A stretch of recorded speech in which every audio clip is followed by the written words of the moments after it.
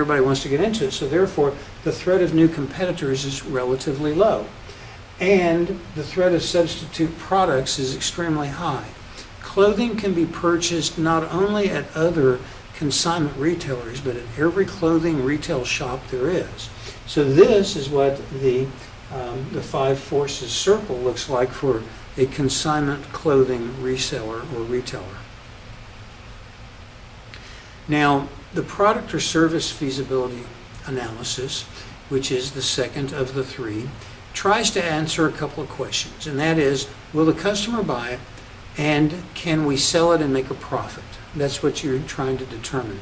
And this is really a question that's best answered by consumer research. And consumer research occurs in one of two different ways. There's either primary research or secondary research. And primary research, as you probably suspect, deals with you reaching directly out and talking to the consumer or client that you're going to be doing business with. And this falls into four major categories: customer surveys, focus groups, prototypes, and in-home trials. When you're doing customer surveys, you want to make sure that you keep the survey short, and specifically that you don't bias the answers by the way you pose the questions. Also, you want to make sure that you get a statistically large enough sample size to be able to get a valid, statistically relevant result. In terms of focus groups, you want to keep the group small.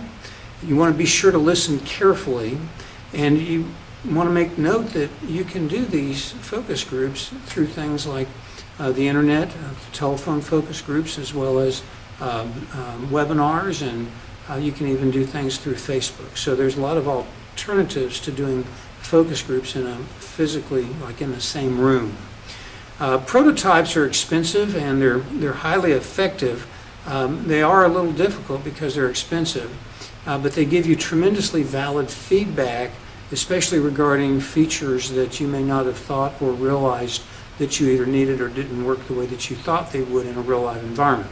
And the same thing is true with in-home trials. When they're expensive, they're highly effective, and they give you extremely good feedback as to how the consumer actually uses your product in a real life environment. So these are all great ways, primary research, the best quality, the best information that you're going to get, but it is expensive.